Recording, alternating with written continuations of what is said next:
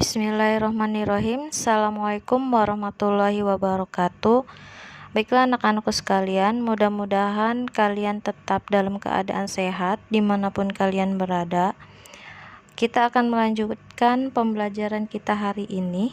Ya, silahkan dibuka buku LKS-nya halaman 37. Nah, kalau kemarin itu kita sudah membahas tentang struktur sosial. Dan di sana dijelaskan bahwa struktur sosial itu memiliki dua bentuk. Yang pertama, bentuk dari struktur sosial itu ada diferensiasi sosial, ya, yang sifatnya dia adalah horizontal. Kemudian bentuk yang kedua dalam struktur sosial itu ada stratifikasi sosial, di mana bentuk dari stratifikasi sosial itu adalah vertikal. Nah, di pertemuan kali ini kita akan membahas tentang diferensiasi sosial dalam masyarakat. Oke, di sini yang akan kita bahas adalah pengertian dari diferensiasi sosial. Sebelum membahas ke materi, ya, penjelasan lebih lanjut, Ibu akan mendefinisikannya per kata dulu, ya. Different itu kan artinya adalah perbedaan, ya, atau dalam istilah kita adalah pembeda. Different, berbeda, ya. Kemudian sementara kalau siasi itu adalah sifat, ya. Artinya di sini different itu memang yang namanya perbedaan itu adalah merupakan sifat alami yang memang sudah ada dari sananya. Artinya Allah sudah mentakdirkan bahwa manusia dalam kehidupannya itu akan memiliki sifat yang berbeda antara satu individu dengan individu yang lainnya. Nah, itu adalah definisi dari diferensiasi. Nah, sementara kalau sosial itu yang kita ketahui adalah kehidupan yang ada di dalam masyarakat. Artinya diferensiasi sosial itu adalah perbedaan, ya, sifat perbedaan yang ada di dalam kehidupan masyarakat. Artinya perbedaan di masyarakat itu merupakan suatu sifat yang alami, ya, yang memang sudah Allah gariskan, yang memang sudah Allah tetapkan, yaitu adalah definisi dari diferensiasi sosial. Nah, diferensiasi sosial itu sifatnya horizontal. Horizontal itu dia mendatar, ya, atau sejajar. Artinya kalau sifatnya mendatar atau sejajar, maka dia tidak memandang adanya pelapisan atau adanya perbedaan lapisan di dalamnya, ya. Berarti kalau kita berbicara tentang diferensiasi sosial, maka kita tidak akan membicarakan golongan. Artinya, meskipun memang di dalam kehidupan masyarakat itu berbeda, banyak perbedaan, ya, akan tetapi sifatnya dia adalah horizontal, mendatar atau sejajar. Ya, di sana tidak terdapat yang namanya perbedaan lapisan. Jadi tidak digolongkan ke dalam beberapa kelompok golongan, ya. Kalau kita berbicara tentang diferensiasi sosial, di mana setiap individu satu dengan individu lainnya itu memiliki hak dan juga kewajiban yang sama di dalam kehidupannya. Oke, kemudian bagian B, ciri dasar diferensiasi sosial. Nah, ciri dasar dari diferensiasi sosial itu ada 3. Yang pertama berdasarkan ciri fisik, kemudian yang kedua berdasarkan ciri sosial, dan yang ketiga berdasarkan ciri budaya. Nah, yang akan Ibu jelaskan yang pertama adalah berdasarkan ciri fisik. Misalnya, warna kulit, bentuk rambut, bentuk mata, bentuk hidung, dan bentuk rahang. Nah, ciri-ciri fisik tersebut disebut ciri fenotip kuantitatif. Ya, jadi di sini kalau berdasarkan ciri fisik, ya, artinya setiap satu individu dengan individu yang lainnya itu akan berbeda berdasarkan ciri fisik. Ya, berbeda dari segi warna kulit, ya. Mungkin ada yang putih, ada yang coklat, ya. Kemudian ada yang juga hitam, ya. Kemudian bentuk rambut, ada yang lurus, ada yang keriting, ya. Kemudian juga ada yang dia itu rambutnya bergelombang, ya, artinya enggak keriting juga tapi enggak lurus juga. Kemudian bentuk mata ada yang sipit, ya. Kemudian ada yang belok, ya. Sementara kalau bentuk hidung itu dia ada yang mancung ke dalam, ada juga yang mancung keluar. Nah, itu adalah bentuk hidung. Nah, kemudian kalau bentuk rahang itu ada yang oval, ada yang bulat ya. Tapi persegi nggak ada sih. Nah, itu adalah bentuk dari rahang. Nah, ciri fisik tersebut itu bisa dikatakan sebagai ciri-ciri dari fenotip kuantitatif. Kemudian yang kedua, berdasarkan ciri sosial. Nah, kalau berdasarkan ciri sosial itu timbul karena adanya perbedaan pekerjaan yang menimbulkan perbedaan cara pandang dan pola perilaku dalam masyarakat. Artinya ini karena adanya perbedaan pekerjaan, hal ini juga yang akhirnya akan mempengaruhi cara pandang dan juga pola perilaku setiap individunya ya di dalam kehidupan masyarakat. Nah, termasuk dalam kategori ini adalah perbedaan peran, prestis ya, prestis itu gengsi dan juga kekuasaan. Kemudian contohnya kalau di sini adalah pola perilaku antara guru akan berbeda dengan pola perilaku tentara. Jadi antara guru dengan tentara itu pasti akan memiliki pola perilaku yang berbeda. Dimana mungkin kalau guru itu lebih bisa sabar ya, kemudian sopan santun ya, dia sangat benar-benar menjaga kewibawaan dia sebagai seorang guru. Berbeda halnya dengan tentara, bukan berarti tentara itu tidak berwibawa ya, berwibawa juga, tapi mungkin pembawaannya itu akan berbeda ya dibandingkan dengan guru. Mungkin dari cara bicaranya kalau tentara itu lebih keras ya, tegas ya, lebih menakutkan lah daripada ketika kita melihat dan juga mendengarkan guru yang berbicara. Nah, kemudian kalau tentara mungkin dia juga bisa lebih sangar ya terlihatnya ya. Nah, itu adalah perbedaan antara guru dengan tentara dari segi ciri sosial. Kemudian yang ketiga berdasarkan ciri budaya. Nah, kalau berdasarkan ciri budaya berhubungan erat dengan pandangan hidup suatu masyarakat yang menyangkut nilai-nilai yang dianutnya. Artinya di dalam kehidupan masyarakat itu ya akan memiliki cara pandang hidup yang berbeda antara satu individu dengan individu yang lainnya. Ya kayak semisal mungkin kalau di Indonesia ya tradisi cium tangan itu merupakan sesuatu hal yang sangat benar, bahkan hal tersebut dianggap benar ya, nilai yang baik dan juga benar. Ketika misalkan ada anak yang tidak mencium tangan kepada orang yang lebih tua, itu dianggap tidak sopan, tidak memiliki etika, tidak bernilai ya. Si individu itu tidak bernilai. Namun akan berbeda halnya ketika misalkan kita melihat masyarakat Jepang, di mana mereka tidak apa ya, istilahnya mereka itu tidak mengenal tradisi cium tangan kepada orang yang lebih tua. Artinya mereka lebih membungkukkan badan ketika misalkan memberi penghormatan kepada orang lain ya, terutama orang yang lebih tua. Nah, artinya di sini ada perbedaan dari ciri budaya antara satu individu dengan individu yang lainnya. Nah, itu ya yang disebut dengan berdasarkan ciri budaya. Kemudian yang ketiga di sini ada bentuk-bentuk diferensiasi sosial. Yang pertama ada diferensiasi ras. Nah, kalau kita berbicara ras berarti kita akan berbicara tentang fisik. Kelompok manusia yang memiliki ciri fisik bawaan yang sama. Di sini ada menurut A.L. Kroeber. Ras di dunia diklasifikasikan menjadi 5 kelompok ras. Yang pertama ada Australoid, yaitu penduduk asli Australia atau aborigin ya. Kemudian yang kedua ada ras Mongoloid, yaitu penduduk asli wilayah Asia dan Amerika. Itu meliputi Asiatic Mongoloid. Kemudian yang kedua Malayan Mongoloid. Kemudian yang ketiga ada American Mongoloid.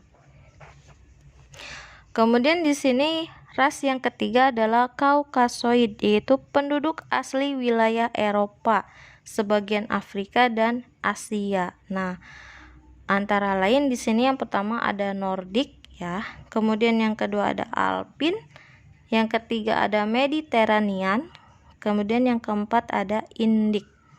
Nah, kemudian ras yang keempat adalah Negroid, yaitu adalah penduduk asli wilayah Afrika dan sebagian Asia. Antara lain adalah African Negroid, kemudian yang kedua Negrito, kemudian yang ketiga ada Melanesian. Nah, kemudian yang terakhir di sini ada ras-ras khusus, yaitu rasnya tidak dapat diklasifikasikan ke dalam keempat ras pokok. Yang pertama di sini ada Busman, penduduk daerah Gunung Kalahari, Afrika Selatan. Kemudian yang kedua Vedoid, penduduk di daerah pedalaman Sri Lanka dan Sulawesi Selatan.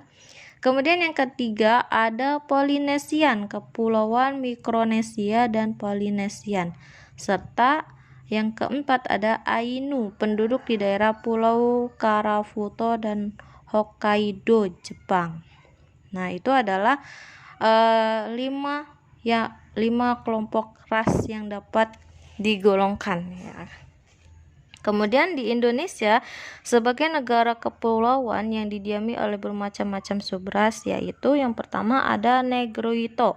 Negrito yaitu suku bangsa Seman di Semenanjung Malaya. Kemudian ada Vedroid yaitu suku Sakai di Riau, Kubu di Sumatera Selatan, dan Toala dan Tonum di Sulawesi. Kemudian yang ketiga ada Neo-Melanosoid yaitu penduduk di Kepulauan Kai dan Aru. Kemudian yang keempat Melayu yang terdiri dari Melayu tua dan Melayu muda. Kemudian yang kedua bentuk dari diferensiasi sosial yaitu adalah diferensiasi suku bangsa atau etnis. Nah, di sini suku bangsa adalah golongan sosial yang dibedakan dari golongan-golongan sosial lainnya karena mempunyai ciri-ciri yang paling mendasar dan umum yang berkaitan dengan asal-usul, tempat asal, serta kebudayaannya. Ciri yang paling mendasar tersebut antara lain kesamaan dalam hal ciri fisik, bahasa, daerah, kesenian, dan adat istiadat. Nah, di sini di Indonesia sendiri itu secara garis besar suku bangsa Indonesia itu diklasifikasikan sebagai ada 6 klasifikasi suku bangsa di Indonesia ya. Yang pertama ada suku masyarakat Pulau Sumatera, antara lain Aceh, Batak, Minangkabau, Bengkulu, Jambi, Palembang, Melayu, dan sebagainya. Kemudian yang kedua, suku masyarakat Pulau Jawa, antara lain ada Sunda, Jawa, Tengger. Nah, Tengger ini biasanya ada di daerah kayak Yogyakarta ya, dan sebagainya. Kemudian yang ketiga, suku masyarakat Pulau Kalimantan, antara lain ada Dayak, Banjar, dan juga sebagainya. Yang keempat, ada suku masyarakat Pulau Sulawesi, antara lain Bugis, Makassar, Toraja, Minahasa, Toli-Toli, Bolang Mongondo, dan Gorontalo. Kemudian yang kelima, suku masyarakat di Kepulauan Nusa Tenggara, antara lain Bali, Bima, Lombok, Flores Timur, dan Rote. Kemudian yang keenam, suku masyarakat di Kepulauan Maluku dan Irian, antara lain Ternate, Tidore, Dani, dan Asmat. Oke, kemudian selanjutnya yang ketiga ada diferensiasi klan. Nah, kalau kita berbicara klan berarti kita akan berbicara tentang kekerabatan. Klan adalah suatu kesatuan atau kelompok kekerabatan yang didasarkan atas hubungan keturunan atau hubungan darah yang terdapat dalam masyarakat. Nah, jadi kalau klan itu kita akan berbicara tentang sistem kekerabatan atau sistem keturunan. Ya, jadi kayak semisalkan di sini itu kekerabatan itu dikenal dalam dua hubungan kekerabatan.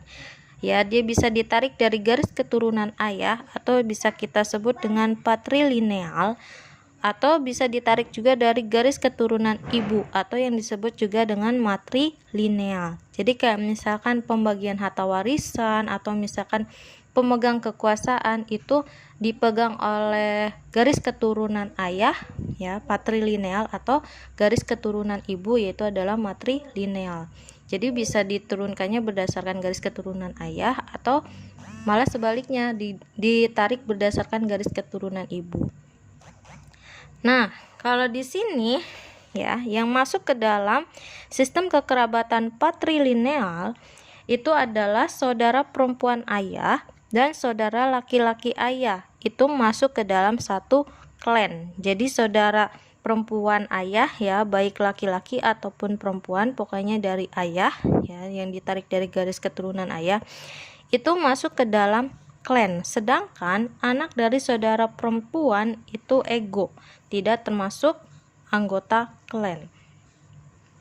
Ya, jadi kalau anaknya si saudara perempuan ayah itu kan dia punya anak nih. Nah, itu kan disebutnya ego, maka dia tidak termasuk ke dalam anggota klan. Nah, masyarakat yang menganut sistem patrilineal antara lain adalah Batak, Mentawai, dan Gayo. Sementara kalau klan matrilineal atau garis keturunan ibu, artinya yang akan mendapatkan warisan kemudian yang memiliki kekuasaan itu biasanya dari kelompok atau garis keturunan ibu ya.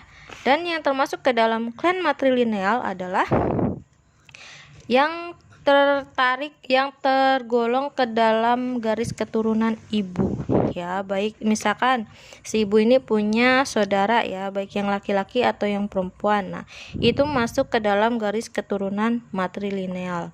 Nah, kemudian anak dari si ibu baik yang laki-laki atau perempuan itu juga masuk ke dalam klan matrilineal. Kemudian nenek ya, nenek kemudian punya saudara juga nih, baik yang laki-laki atau perempuan. Nah, itu juga masih tergolong ke dalam klan matrilineal. Jadi kalau klan matrilineal itu memang ditariknya dari garis keturunan ibu.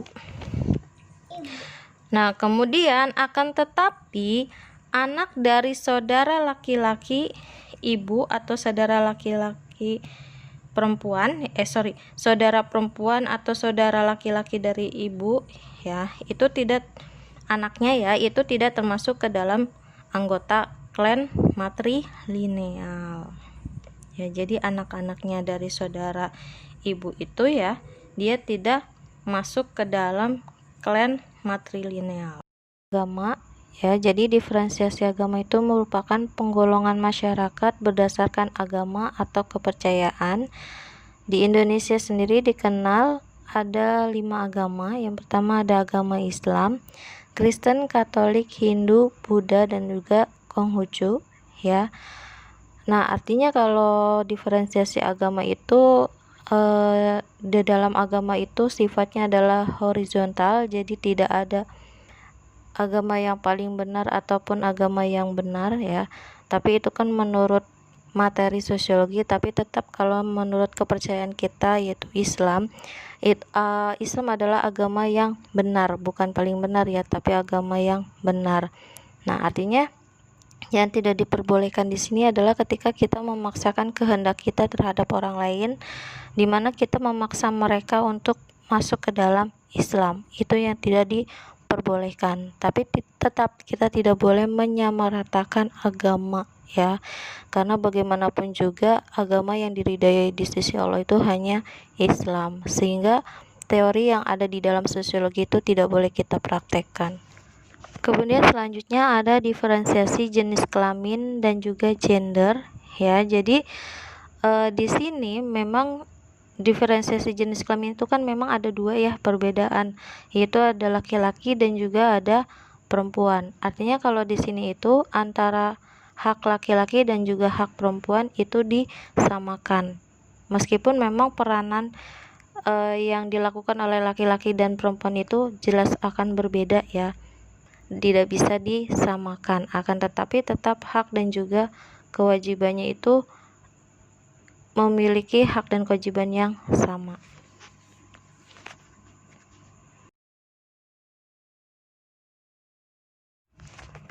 Kemudian yang terakhir di sini ada diferensiasi profesi. Nah, kalau profesi atau pekerjaan adalah suatu kegiatan yang dilakukan manusia sebagai sumber penghasilan atau mata pencarian. Jadi dalam hal ini ya, diferensiasi profesi itu tidak ada pembeda antara hak dan juga kewajiban. Misal antara pengusaha dengan petani, mereka sama-sama manusia. Ketika mereka melakukan kesalahan, maka mereka akan sama-sama diberi hukuman.